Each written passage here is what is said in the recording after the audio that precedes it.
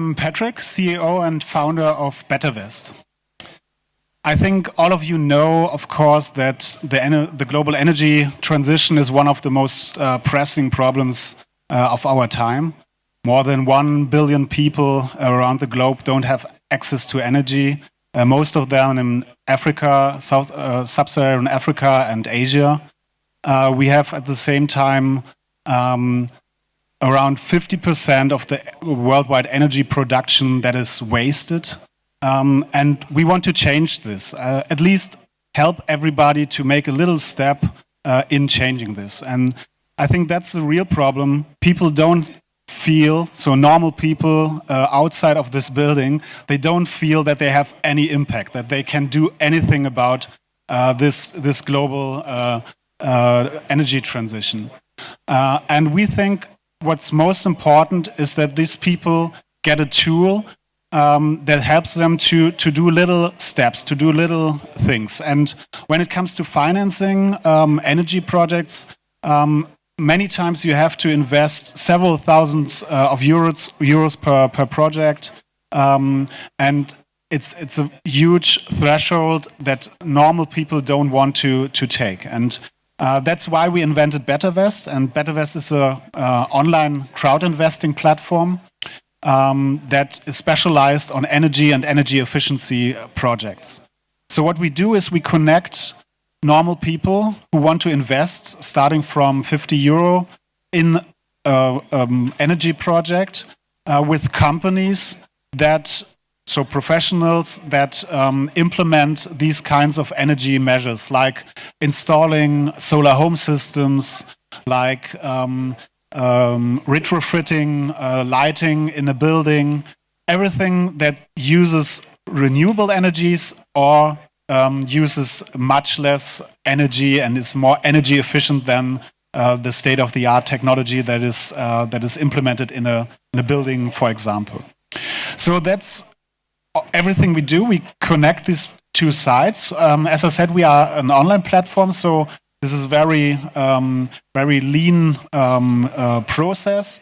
So it is feasible to connect people starting from 50 euro up to 10,000 euro, which is due to regulation in Germany that investors are only allowed to invest a maximum of 10,000 euro in this case, due to the Small Investors Protection Act. And so like this, we invested, or our crowd invested roughly 10 million euros during the last couple of years in about 70 projects. Around a third of these projects were outside of Germany, most of them in sub-Saharan Africa, but also in India and South America. And what we're looking for today is the partnership with organizations that develops such kinds of projects that help us to get a better pipeline of projects on the one hand side, but on the other hand also to find developing organizations that are, for example, interested in helping us de-risking these kinds of projects. So we, for example, already work together with UK8, who gave us the opportunity, or the crowd the opportunity to reduce their risk by giving them investment vouchers. So the default that might happen in these projects was reduced beforehand, and so before they invested. And we think that this is a really interesting opportunity for developing organizations to work together with crowdfunding platforms. We are, of course, not the only one. There are several now. In the meantime, we are the leading one in Germany, but there are several ones in Europe and also in other countries. And we see it as a big opportunity to work together to bring normal citizens into this whole process of kickstarting the energy transition. And yeah, that's the main message I wanted to put here today. And I'm now open for questions, and we will discuss a little bit about the possibilities of crowdfunding in environmental context and especially climate finance. Thank you very much. Thanks, Patrick. First, I think the idea behind the Pitch Hub is to have an active engagement with all of you. So if any of you have any questions, my colleague Ranjith has a microphone. Please indicate to him, and he'll bring one over for you. So Patrick, thanks for pitching. I think so. One of my main job is I manage a trust fund in the World Bank called the Carbon Initiative for Development, and we support energy access projects in sub-Saharan Africa. And so we looked at, I think, almost 500 project proposals in the past couple of years. And one of the most interesting ones that crossed my desk was a crowdfunding suggestion in sub-Saharan Africa. And we do like to identify innovation and push the envelope with CDEV. But I think it was a little bit ahead of its time. And so I think it's really nice that you're up here doing it. You've put 10 million euros out in investments in the past couple of years. What kind of a role do you see? So like in my personal experience, I found it kind of difficult for how I engaged with a crowdfunding platform and how to mobilize that and make that work for my institution and my projects. And I think scale was one of the issues. So how do you envision that intersection specifically between like development agencies or large government bilateral institutions and the private sector and private sector funding opportunities and specifically crowdfunding like BetterVest? Not an easy question. Yeah. First of all, I think crowdfunding is still in its infancy, I would say. It started in 2009, 2010 with platforms like Kickstarter, or 2008 maybe, with platforms like Kickstarter where you invest in design projects or technology projects or something like that. And nowadays they are more and more specializing on certain themes. And I think there's a huge opportunity still to reach a broader audience. Yeah, it's still a niche phenomenon. So I think this 10 million that we raised here is just a little drop in the ocean of what is possible using crowdfunding. And I think what's the most important thing about crowdfunding is it's kind of democratizing the access to this kind of projects. Yeah? So beforehand, it was only possible if you are a professional investor or a big institution to gain access to this, or even as private investors, the threshold was quite high. And I think that's a great opportunity.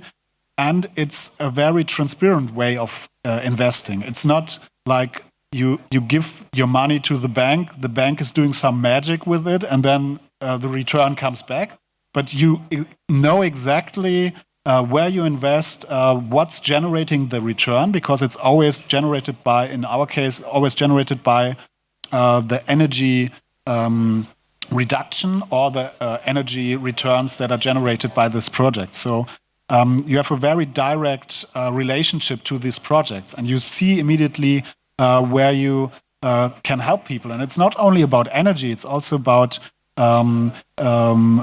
agriculture, about education. Because if you, for example, have a kerosene lamp in a little hut and you replace it with an LED light bulb, you suddenly have access to lighting and clean lighting in the evening hours.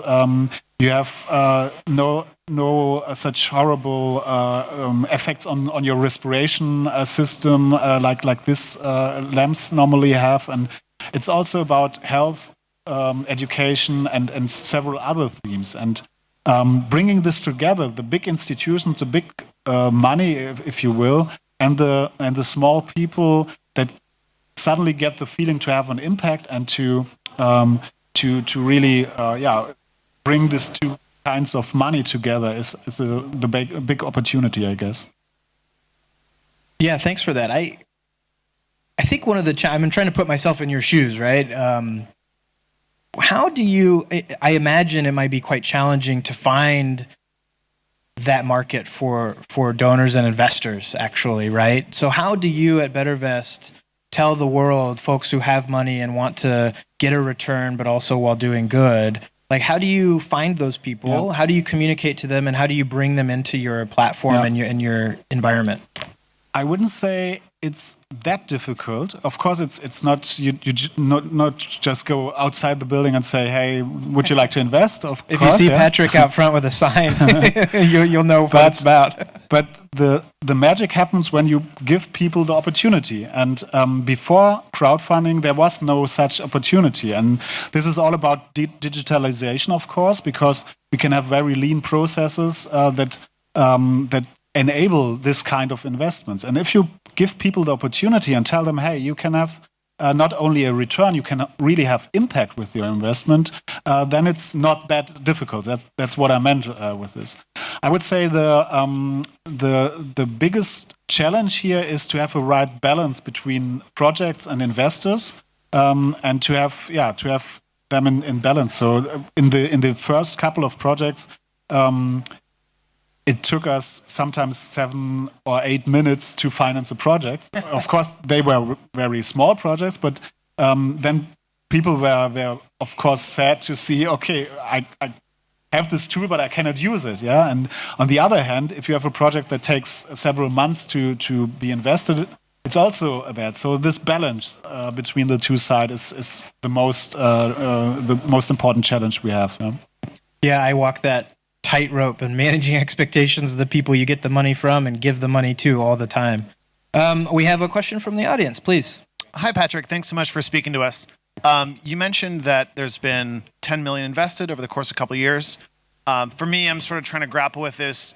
Are customers more people looking for a return? Are there more people looking to donate and altruistically improve the world? Could you give us an idea on the return on those 10 million investments? And if not, maybe just for one particular project, what it looks like from the customer, what's sort of the returns being promised, or not promised, but proposed when I'm choosing to invest in a project. Yeah.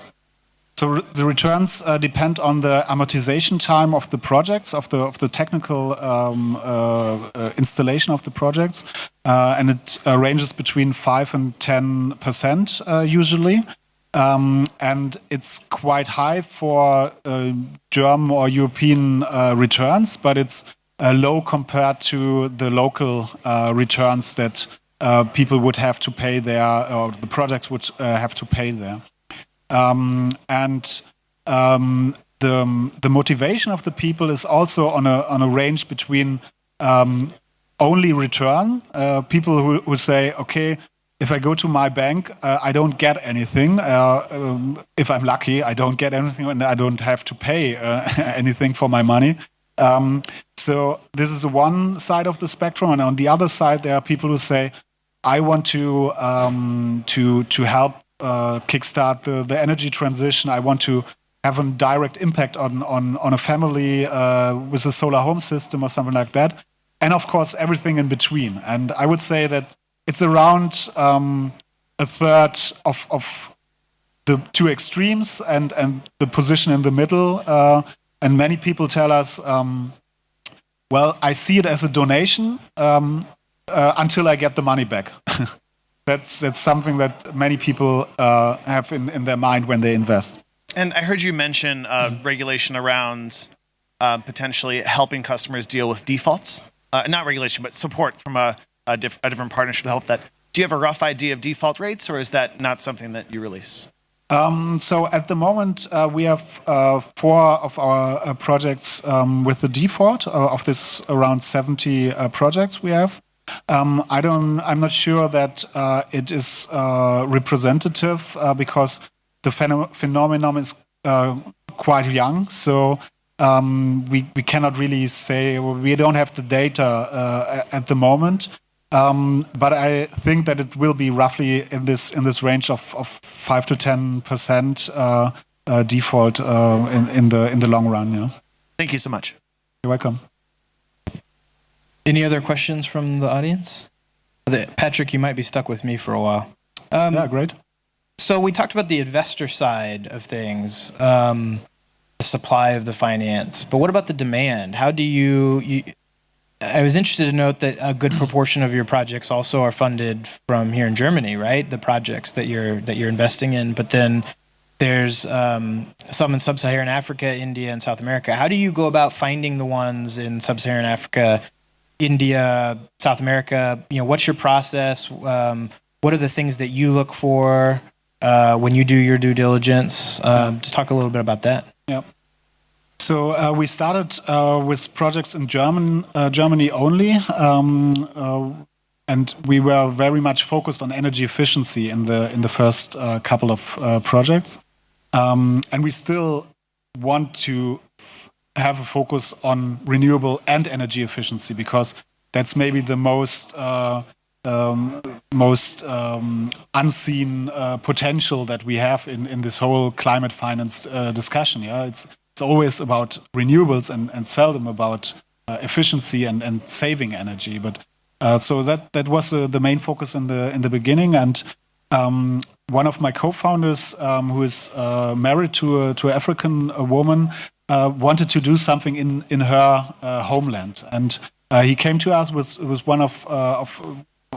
one project and said, "Hey, so with us, I mean the management team, the founder team of BetterVest, and said, hey, let's try this also, and not only do something here in Germany, but try to bring the German crowd together with African project developers, for example." And that was the starting point. We were a bit skeptical, to be honest, in the beginning. We thought, yeah, maybe it functions, but Germany is not known for being the biggest risk takers when it comes to finance, I would say. So we said we just try it, but we don't know what happens. And people were really enthusiastic about this kinds of projects. So we started to look more into this, and the more we dig, we see that there's a huge capital gap in the range of 100 to 500,000 euros, where the projects cannot be financed with the own money of the project developers, the big institutions, financial institutions, or the big government programs starting 3 million or 5 million and above. So there's a huge capital gap, and that's exactly where we find our sweet spot with the crowd that we have acquired so far. So this is a very good match, and I wouldn't also not say that it's easy to get these projects, but because of this huge demand, it's something that spreads via word of mouth, I would say, in this scene of project developers, that there's now a new opportunity to get projects financed, and that's also helping us very much to streamline this project process of acquiring projects. When it comes to the due diligence and the process, we always start off with the financial side of the projects. Are they really feasible? Do they have the possibility to use only the energy savings or the energy returns to pay back the money and to pay the returns? That's the starting point. And then we go into the details of the technical side. We have 3 engineers in our team who look at the projects and get a first impression on them. And then we always have a third-party energy consultant that's really doing a deeper energy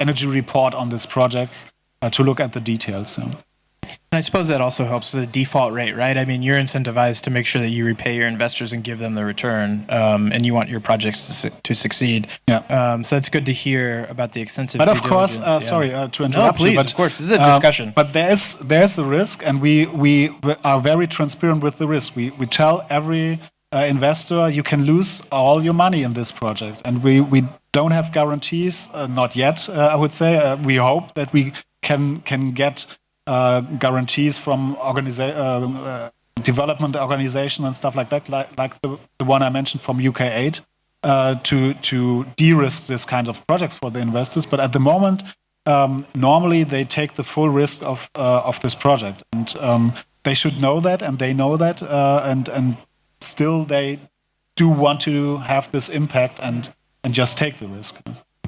Great. Do we have another question in the audience? Anybody? No. So maybe I have a question for the audience. Oh, sorry, you had a question? So this is good, actually. We've already made a connection. You guys can engage once Patrick gets off the stage. What do you think about this kind of mechanism? Would you invest in something like this? What are the factors that would make you invest in this kinds of projects? Because we are looking at a big range of different projects, and we are thinking about going into other directions as well. It's like, for example, we started off with energy, but we see a huge opportunity in agriculture as well, in water. And I'm just interested to hear something, just your opinion about this kinds of projects and what you would like to see on our platform. Anyone? In the true BetterVest style, we're going to crowdsource some market analysis. Yeah, true. Well, you all think, for me personally, some of this, the crowdsourcing, the finance, I like the way you put it earlier, which was, there's a certain portion of the market, the investor market, that says, I'll view this as a donation, and if I get a return back, then that's great. And actually, that for me personally, that's where I would kind of start off.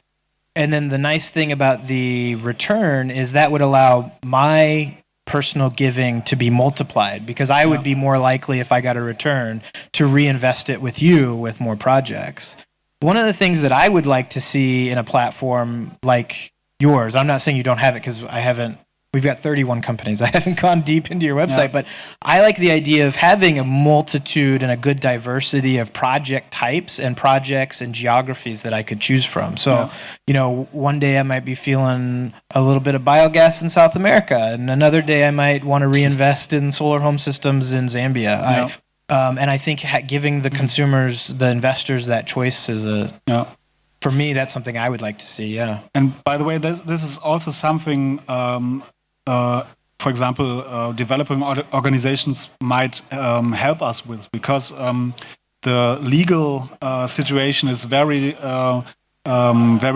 scattered all over the world, because you don't have a crowdfunding law that's governing. Even not in Europe, you have a harmonized law for crowdfunding. So it can be quite difficult to go to a new market, and that's something we might have some or need some help with, to go to new markets and make it possible to have this range of different projects, as you mentioned. Yeah, we have some engagement with the audience. Good. We should encourage this. Yes, please. Hi, my name is Kristen. I'm from the U.S. To that point, if you wanted to invest in this platform from the U.S., would you have to be an accredited investor? Meaning, for those who are unfamiliar, in the U.S., an accredited investor is an individual whose net worth can be proven to be over $1 million US, and there are certain types of investment platforms that are restricted to people who meet that threshold. Some crowdfunded platforms do not or are not subject to that requirement, and some are. So I'm just curious if you've looked at that. Yeah. So we have the so-called Small Investors Protection Act in Germany, and this says that everybody is allowed to invest up to €1,000 without any pre-requirements, and between €1,000 and €10,000, you have to make a self-assessment and say if that what you want to invest is at least most 2 times what your monthly income is. But it's a self-assessment, so I'm not sure if everyone really has this much money in his pocket at the end of the month. But that's what the rule says in this in Germany. And at the moment, there are only German investors on our platform. I think it's a good question. I mean, if you couldn't tell from my accent already, I'm also American. So I think that there's some laws pending or that have recently been passed that are trying to tap into this market. But I think Patrick, you're onto something here. I think it's something that will continue to grow. And I just want to thank you very much for joining. We're out of time.